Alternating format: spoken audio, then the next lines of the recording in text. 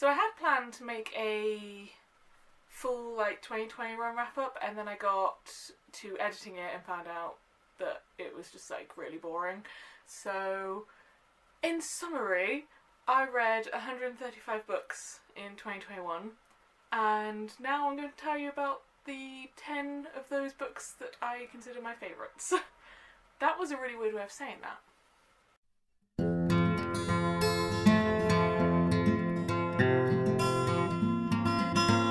Hello everybody, it's Jade, and what a better way to start off 2022 than to talk about the good things I read in 2021. After this video, there will also be a worse things I read in 2021, which, if you're interested in that, it will come in a week's time or something. I've picked 10 of my favourite books of 2021. I've tried to order them so that it's my least favourite to my most favourite, but the early ones in this list are kind of interchangeable, I think. It was quite hard when I got 10 to put one above the other, so it's sort of my top 3, I'd say, are definitely in a hierarchy. The rest are kind of, as I said, interchangeable. I think I probably talked about most of these on my channel already, but we're going to do it again. So, at number 10, we're going to go backwards. At number 10, there is Illumi, the first book in the Illumi Files.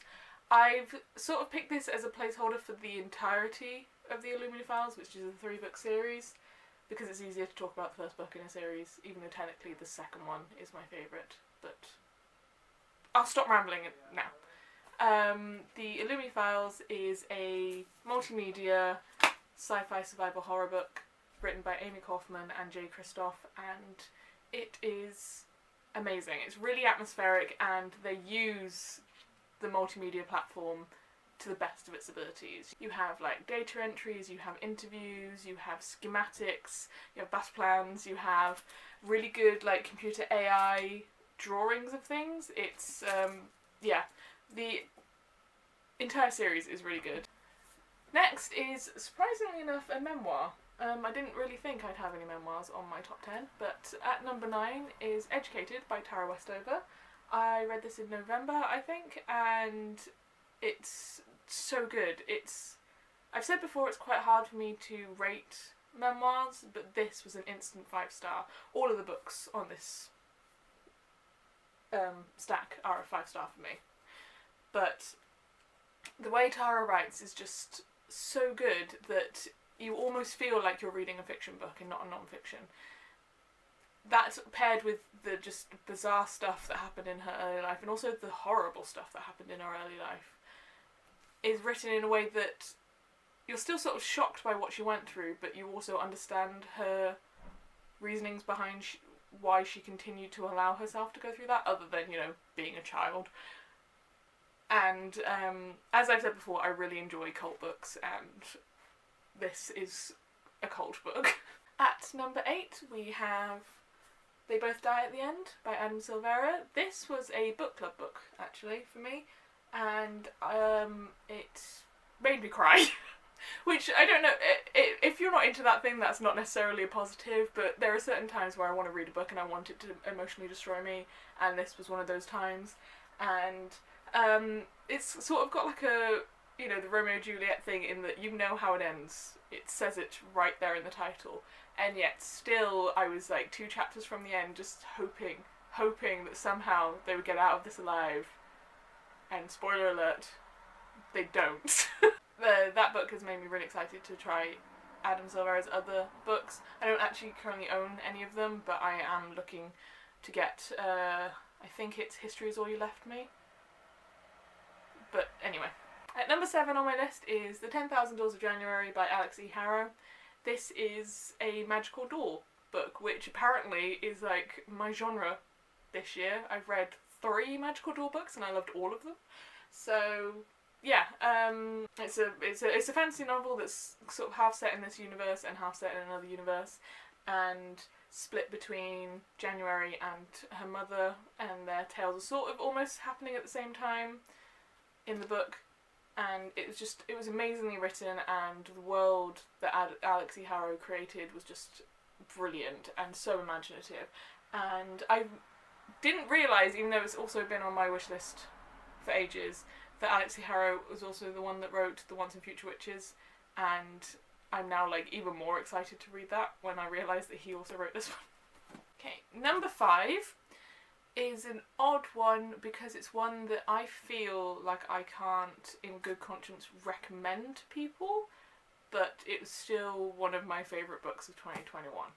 And I feel like that disclaimer will tell you which one it is, but I'm going to talk about it anyway, and that is A Little Life by Hannah Yanagihara. This doorstop of a book destroyed me for like a good 72 hours after I finished reading it. I was a wreck. And I cried multiple times whilst reading it, and then was just kind of left with a void in my soul that meant I couldn't actually read anything afterwards. I was like, I'm going to pick up something happy and nice now to like fix what this book has done to me. And yet I couldn't. I was like, no, I just have to kind of dwell on what the hell just happened. So yeah, amazingly written. Not for everyone. I can say that it's for me because apparently I'm a bit of a masochist and like in reading things that emotionally destroy me. Not for everyone. If you are not in the right mental headspace to read this book, don't, because I was not in a bad headspace when I started it, and it still put me in kind of a funk afterwards, is all I'm going to say. On the other end of the emotional spectrum, we have number 4? Yes, number 4. No. 1, 2, 3, 4, 5. Ah. I said that wrong, didn't I? A Little Life was number 6. I'm good at counting. It's hard when it's backwards and I'm very tired. So number 5, the actual number 5, is The House in the Cerulean Sea by T.J. Cloon. This is emotionally the complete opposite of A Little Life. It's a middle grade, it's beautiful, it's found family and warm fuzzies, and like the allegories in it are quite obvious, but it's a middle grade, so like you expect that. And it's lovely. It's a story of Linus, what's his second name? Baker, who is a caseworker. I keep wanting to say auditor, he's not an auditor. He's a caseworker for the Department of Magical Youth, and he goes to different orphanages and basically makes sure that the children are being taken care of and everything. And he's sent to one orphanage, which is the House in the Cerulean Sea, which has like the worst of the worst cases of magical youth, including the Antichrist, who ends up being just this little 10-year-old boy who just, despite being the Antichrist, just, you know, is just a regular 10-year-old boy. He just wants to show you his record collection and be told that he's not bad. And yeah, it's just, like I said, it's found family, and it's amazing. And it's a perfect pick-me-up if you read number 6 on my list. Read that one afterwards. Number 4, I think we're on the right track now on numbers. Number 4 is one that my friend lent me, actually, and it is Senlin Ascends by Josiah Bancroft. And it is, wow, I need the other books in this series. Like, as soon as I finished this, I was like, more please. This is steampunk done right. I love steampunk, but it's so easy to get it wrong. And as I just said, this is steampunk done right. And it's also a really good take on the Tower of Babel and the whole sort of hero's journey type thing. And when my friend gave me this, she told me, she said that the main character kind of reminded her of Bilbo Baggins a bit, and like I can see that.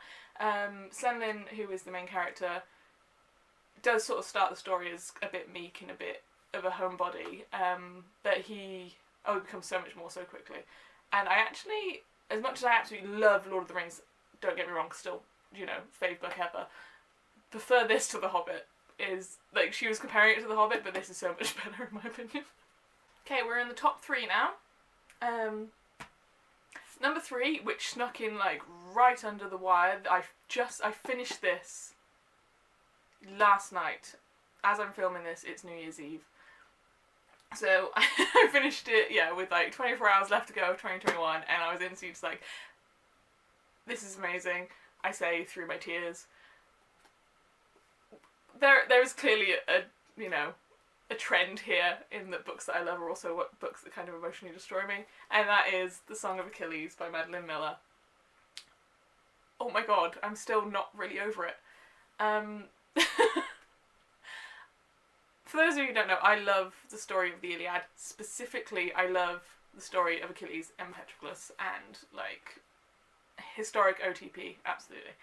And earlier, like, right at the beginning of this year, I read a book which was supposed to be a retelling of the Iliad, and it really disappointed me, and it might actually appear in the worst books of 2021. You never know. I mean, I know, but whatever.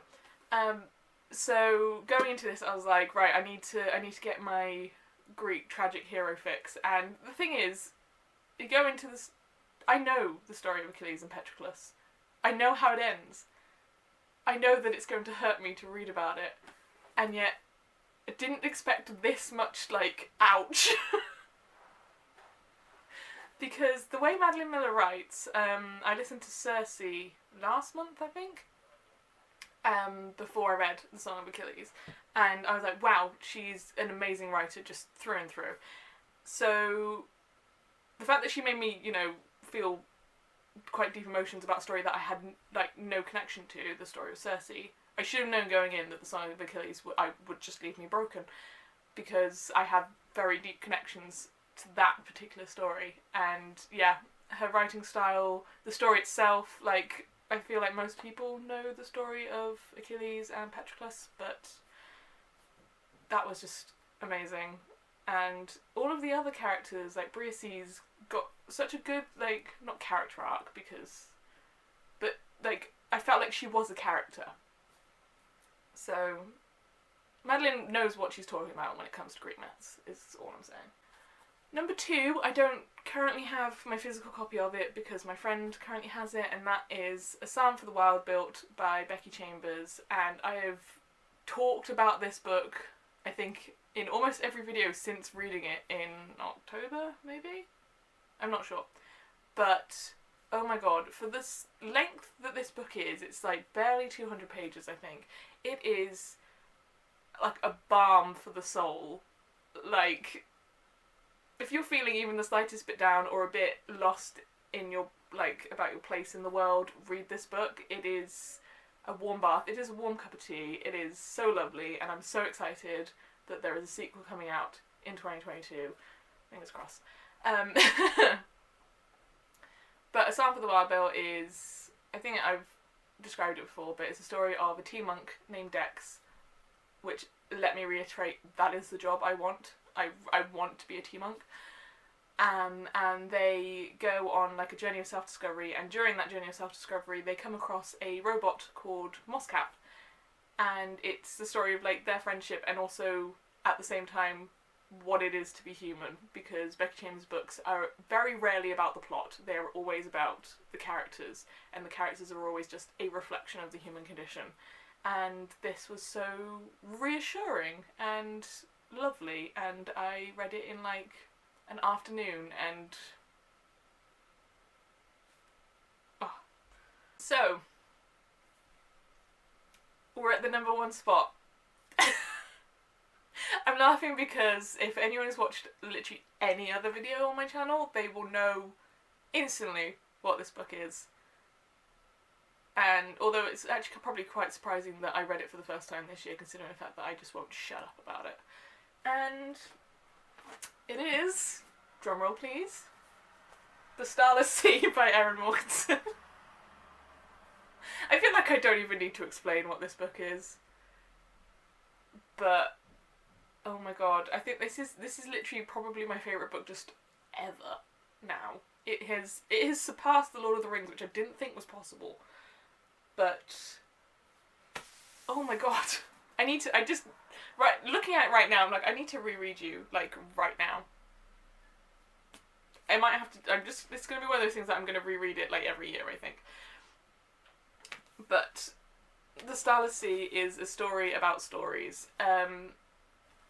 In my reading 1-star reviews of books that I loved, a lot of people who didn't like this book didn't like it because it's not written in a traditional sort of 3-act structure, really. It's a little bit disconnected, but the way Erin Morgenson writes is just beautiful, and the love story in this book between Zachary and Dorian is just beautiful, and the Starless Sea itself and the world that she creates is amazing, and it's another magical door book, which, like, why is that such a thing for me this year? I don't know. But if you're reading it, which I recommend you do, if you read it and you feel like it's a bit disconnected, just sort of keep going for a bit, because those plot threads come together, and I really enjoyed it. Even though the payoff, like the end of the book, felt like a cliffhanger, I don't think there is going to be another one, and that both infuriated me, and also I'm like, I feel like another one, just a second book to this would not work. It needs to finish where it did, and then I can just imagine their life afterwards. Okay, that was my favourite books of 2021. Have you read any of those? Have you gotten tired of me talking about the ones that I won't stop talking about yet? Because I make no promises that they're not going to crop up again in future videos, because they undoubtedly will. But new year, new TBR. Let's see if I can read something that will knock any of those off the, like, top 10 list. Looking at some of them, I doubt it. But yeah, I think I've already said this, but that's it for this video. Keep an eye out for the worst books of 2021, which, as I said earlier, will come in like about a week or so. If you enjoyed this video, please consider giving it a like, and maybe subscribe if you want to see more. If you think that there are other people that you know that would enjoy this kind of slightly rambling content, please consider giving it a share, and I will see you in the next video. Bye.